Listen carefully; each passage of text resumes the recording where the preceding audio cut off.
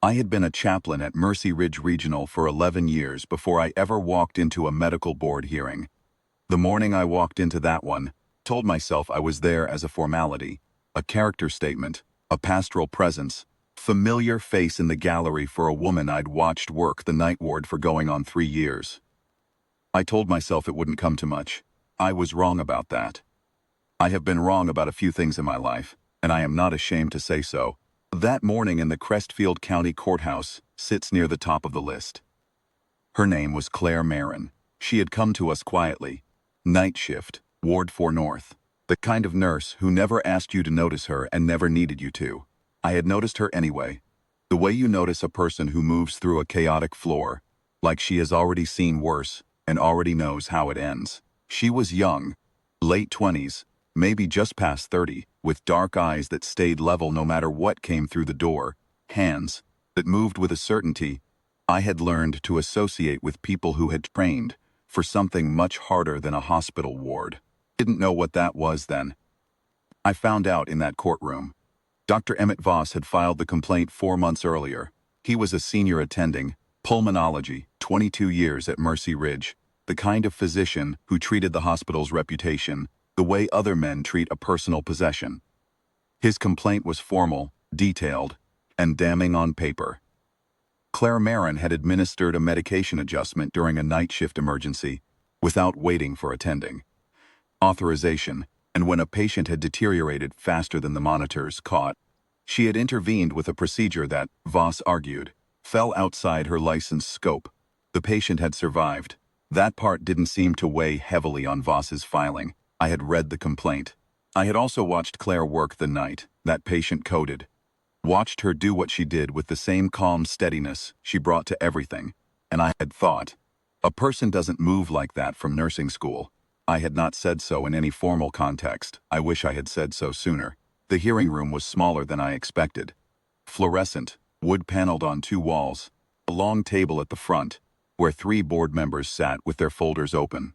Judge Miriam Ellett presided. Center seat, a woman in her 60s who had come into the room already reading from her papers and had not looked up when Claire walked in. That told me something. Sat to my left with his attorney, a man in a gray suit who kept straightening his notes. Claire sat across the aisle alone. She had waived formal representation. When I asked her about that, the week before, she had said only, "I don't need someone to speak for me, Daniel." I had not pushed it. I was beginning now to wonder if I should have. The board's counsel read the complaint into the record. He read it slowly, with the particular flatness of a man who understands that flatness is its own kind of emphasis. Unauthorized pharmacological adjustment, extra-legal procedural intervention.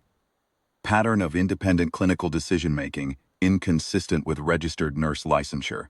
The words sat in the room like stones, dropped one by one into still water.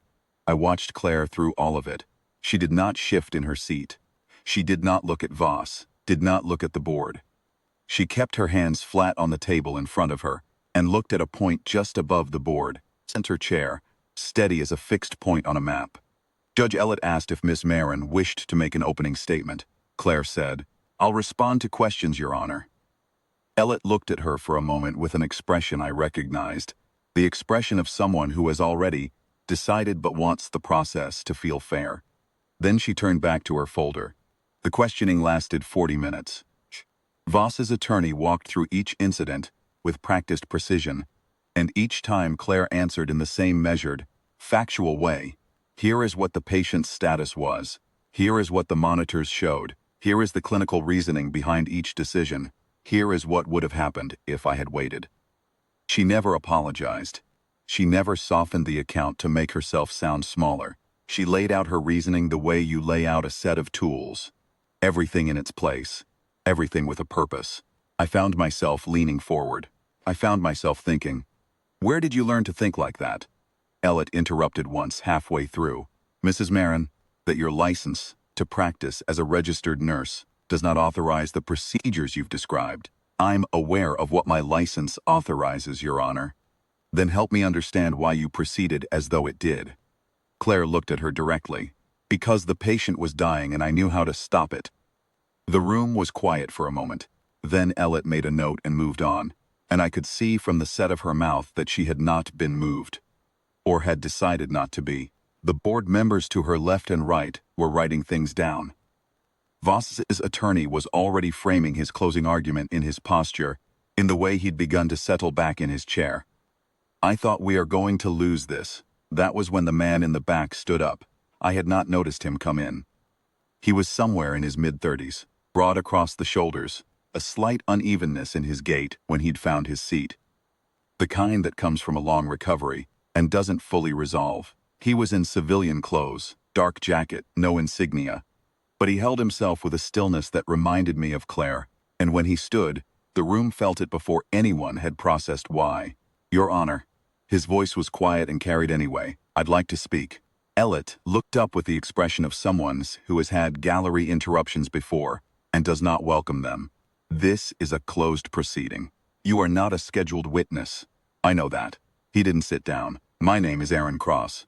3 years ago, I was a staff sergeant in the Army, and I was evacuated with a tension pneumothorax and 2 liters of blood in places blood doesn't belong. On a mountain in a country I'm not going to name in this room. The medic who kept me alive during a 6-hour extraction was a woman named Claire Marin. He paused. I would like the board to know who they're looking at.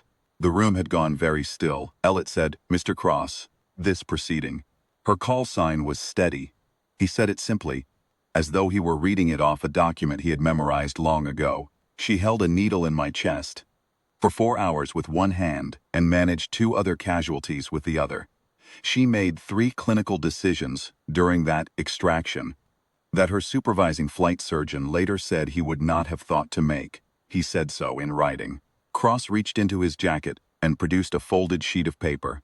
I have a copy of that citation here. I also have her service record, her commendation for the Kunar Valley extraction, and a letter signed by 14 men from my unit who would like the board to understand what the words independent clinical decision-making meant on that mountain.